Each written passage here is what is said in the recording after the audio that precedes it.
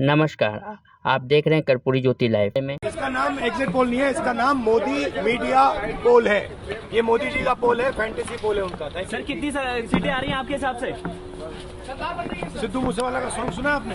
295। जनता का वोट अगर पड़ा है तो इनको बहुमत नहीं मिल रहा है, और जो कांग्रेस पार्टी ने 295 का फिगर दिया है वो सही है। और उसके बाद यदि 300 पार तो वो जनता का वोट नहीं है, वो ईवीएम मशीन का वोट है। अभी कल एग्जिट पोल आए हैं, मेरे से लिखवा लो, सारे एग्जिट पोल फर्जी हैं, बिल्कुल फर्जी हैं। एक एग्जिट पोल वाले ने राजस्थान में टोटल 25 सीट है, उसमें 25 में से 33 दे दिए उन्होंने बीजेपी को। ऊपर से आया होगा भाई बीजेपी को ज्यादा देने हैं, तो उसने कहा मोदी जी क्या याद रखोगे आप भी, आपको 25 में से 33 दे दिए। तो पूरा का पूरा फर्जी है, पूरा एग्जिट पोल फर्जी है। लेकिन असली मुद्दा ये है, इनको गिनती से 3 दिन पहले फर्जी एग्जिट पोल कराने की क्या जरूरत थी, ये समझने वाली बात है। मेरे को भी समझ नहीं आया, कई सारे लोगों की कई सारी बातें चल रही हैं। एक ये चल रहा है कि इन्होंने मशीनों का घोटाला कर दिया, लेकिन मैंने संदीप पाठक को भी बोला है और मैं सारे इंडिया गठबंधन की पार्टियों को बोलना चाहता हूं, अपने अपने काउंटिंग एजेंट को बोल दो पूरी तरह से सतर्क रहे। आखिरी तक अगर हार भी रहे हैं तब भी उठ के ना आए। कई बार क्या होता है, 1 राउंड में, 2 राउंड में, 3 राउंड में हार गए तो उठ के चले जाते हैं। उठ के नहीं जाना, सबसे लास्ट में रैंडम जितने बूथ होते हैं, ईवीएम मशीन होती है, उसकी पर्चियां पड़ती हैं। उन पर्चियों में से 5% पर्चियां उठाई जाती हैं। उन 5% ईवीएम की मैचिंग वीवीपैट की स्लिप से कराई जाती है। वीवीपैट पे जो स्लिप है उसकी काउंटिंग होती है, जैसे बैलेट पेपर की काउंटिंग होती थी, और उसकी काउंटिंग और ईवीएम की चेकिंग होती है दोनों की। एक भी मशीन अगर मैच ना करे तो वहां चुनाव रद्द कर दिया जाता है। तो अगर आपने ये चेकिंग कर ली वहां पे, तो इसका मतलब फिर ईवीएम का घोटाला हम बचा सकते हैं। फिर ईवीएम के घोटाला अगर कर रखा इन्होंने तो हम उसको एक्सपोज कर सकते हैं। तो सब लोगों ने लास्ट तक रुक के, आपका कैंडिडेट हार भी रहा है तब भी आखिरी तक रुक के आपको ये ईवीएम की चेकिंग करा के आनी है, ईवीएम और वीवीपैट की मैचिंग करा के आनी है। फॉर्म 17C की कॉपी एजेंटों के पास है, लेकिन उसमें ये भी जानकारी होनी चाहिए आपको कि 17C एजेंट के दस्तखत नहीं होते हैं, लेकिन एजेंट के पास वो फॉर्म 17C होता है, उसे जानकारी होती है कितना वोट पड़ा है। ये हमारी पार्टी के कार्यालय में हमारे पास पूरे हैं, क्योंकि हमें पता था कि बीजेपी किसी भी साजिश षड्यंत्र में शामिल हो सकती है, इसलिए जानकारी पूरी हम लोगों ने डे 1 से रखी है। जिनके हाथ आपस में मिले नहीं हैं, उनको हाथ मिला के हाथ उठाने की जरूरत पड़ती है। ये उनको मुबारक जो एग्जिट पोल में मजे ले रहे हैं अपने जीतने का। साथियों, इस महत्वपूर्ण प्रेस वार्ता, प्रेस कॉन्फ्रेंस 4 जून से ठीक कुछ क्षण पहले, कुछ घंटे पहले आपके समक्ष हम सब मुखातिब हैं। आप देख सकते हैं कांग्रेस के हमारे साथी, राष्ट्रीय जनता दल के हमारे साथी, लेफ्ट के हमारे साथी, और जैसा मैंने कहा कांग्रेस, लेफ्ट, राष्ट्रीय जनता दल, हम सब आपके समक्ष आए हैं कुछ महत्वपूर्ण बिंदुओं को लेकर के। साथियों, बीते 1 तारीख से हमने खर्च का तमाशा देखा, जिसे लोग एग्जिट पोल के नाम से जानते हैं। एग्जिट पोल आप सब मुझसे ज्यादा बिहार को जानते हैं। बिहार में ये एग्जिट पोल सक्सेस से ज्यादा फेलियर हुआ।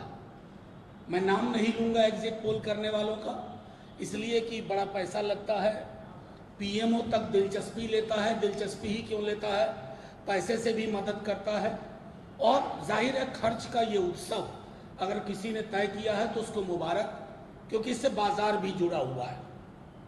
कुछ लोगों ने इस नकली एग्जिट पोल के नाम पर करोड़ों अरबों कमा लिए होंगे। उनकी कमाई से हमारा कोई विरोध नहीं है, आप प्रसन्न रहिए। 4 जून की दोपहर 12 बजे तक आपको प्रसन्न रहने का अधिकार है, आप प्रसन्न रहिए। आज हम सब कल दिल्ली में हम सब चुनाव आयोग के पास गए थे। हमने चुनाव आयोग से ये दरखास्त की है और वो दरखास्त साक्ष्य के आधार पर की है कि पोस्टल बैलेट को लेकर के हमें 2020 वाले फरेब की अगर संभावना कहीं दिखी, आहट भी दिखी, तो प्रतिकार इस बार 20 वाला नहीं होगा।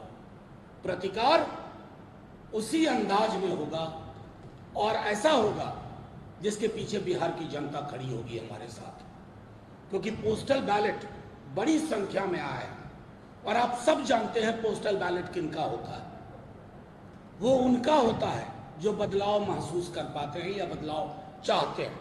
आपने 2020 की विधानसभा में देखा था पोस्टल बैलेट का, और कैसे, मैं बार बार कह रहा हूं कि स्मरण रहे पूरे देश में शक्ति सिंह यादव उदाहरण बन गए थे कि कैसे बेईमानी से हराया जाता है। जीत का प्रमाण पत्र लेने के लिए कहा गया था कि बैठे रहिए, और बाद में घालमेल करके तो हमने सख्त बात कर दी है कि पोस्टल बैलेट की गिनती हो, उस गिनती का समायोजन हो और उसके बारे में ना नुकुर वाली टेंडेंसी नहीं चलेगी।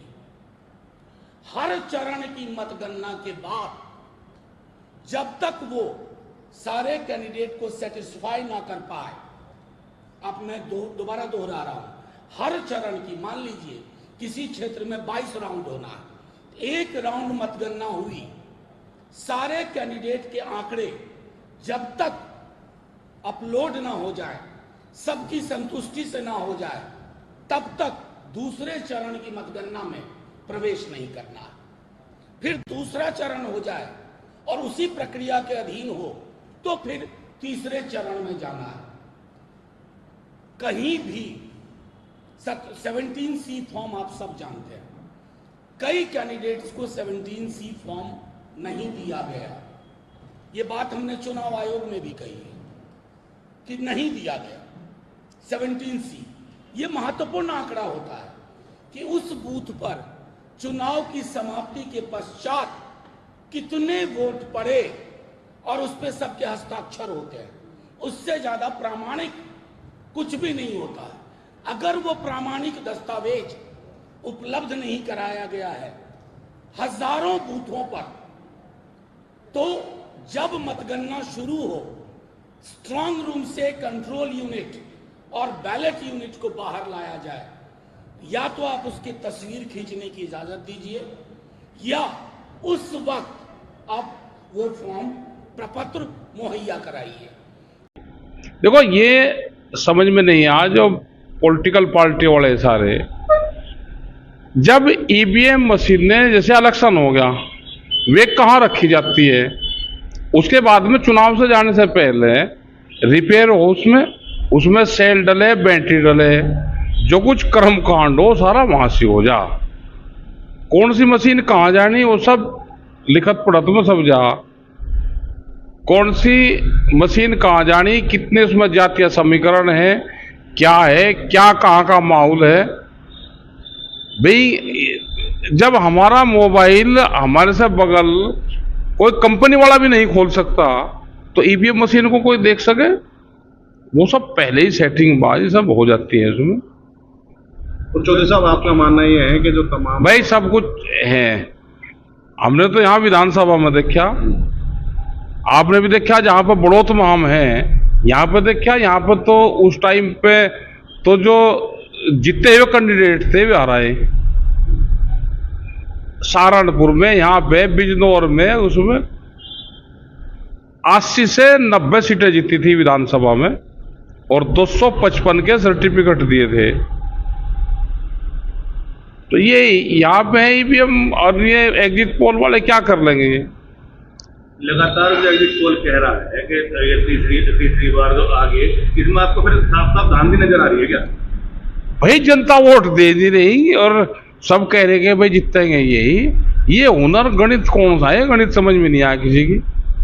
ठीक है साहब, आपने 7वें चरण के आसपास जो है आह्वान किया कि भाजपा को वोट नहीं देना, ये नहीं, ये संयुक्त मोर्चे का पूरा वो है, और सब लोग लगे हुए भी थे पहले, जिसको जहां देनी हो दे लगा। लेकिन हरियाणा के लोगों ने ये कहा कि आपने किसी के लिए कह दिया, तो हमारा चुनाव से कोई संबंध नहीं था, ना हमने किसी के लिए कहा। लेकिन उनको कुछ लगा होगा कि जो चौटाला परिवार है वे लड़ रहे थे, किसी ने पूछा पत्रकार ने जी हम, या गांव के लोगों ने जी हम तो उसको वोट देंगे, मकाबले उसको दे लो। Good morning. It's my pleasure to be here with my colleagues from the DMK on this very auspicious occasion of the 100th anniversary of the leader, Dr. Kalangar.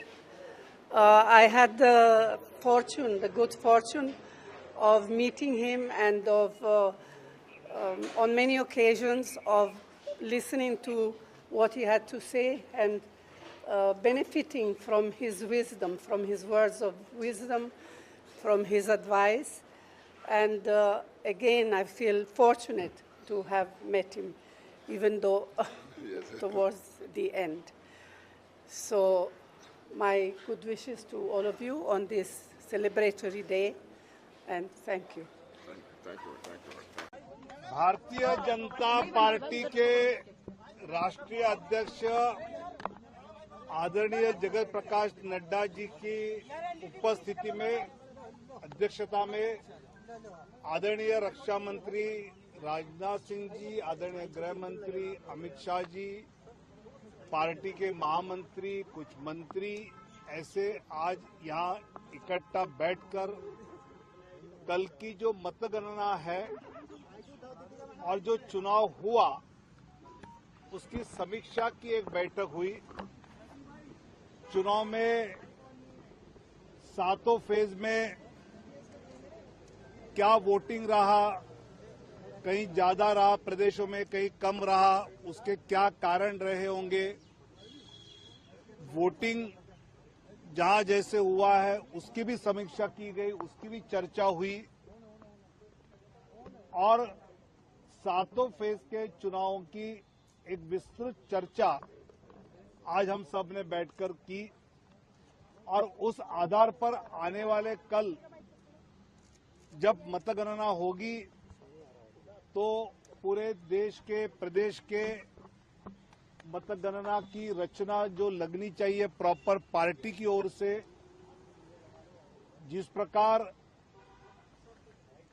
सभी बूथ पर काउंटिंग एजेंट सही समय पे पहुंचे, कहां पर कितने नियुक्त हुए, अभी नहीं नियुक्त हुए, कुछ दिक्कत कहीं पर है क्या, कहीं पर वोटिंग को लेके, काउंटिंग को लेके कुछ अगर शंका है तो वहां पर पार्टी के पदाधिकारी विशेष ध्यान दे।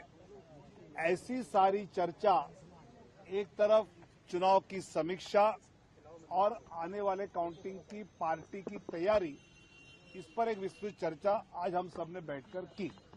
तावड़े जी, ऐसा भी कुछ है कि क्या प्रिपरेशंस बीजेपी की रहेगी? जिस तरीके से एग्जिट पोल देखे जा रहे हैं उससे माना जा रहा है कि बीजेपी की जीत पक्की है, तो क्या प्रधानमंत्री रोड शो करेंगे, क्या सेलिब्रेशंस होंगी? अभी तो जनता को कैसा धन्यवाद? अभी तो ऐसी कोई चर्चा नहीं है।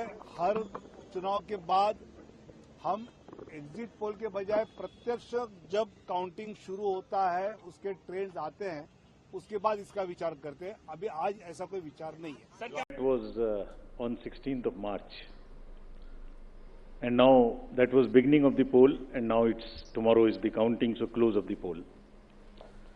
So on a lighter vein, on social media now you will see various memes with the taglines that perhaps Lapata gentlemen are back. So we were never out, we were always here.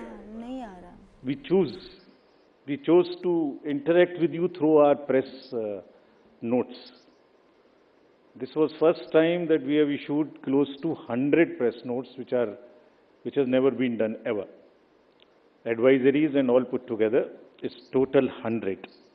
So we have been interacting from behind the scene So today we thought we will come and talk to you about this incredible story of the general elections, and we'll also try and answer whatever had happened during these 7 phases, both positive, negative.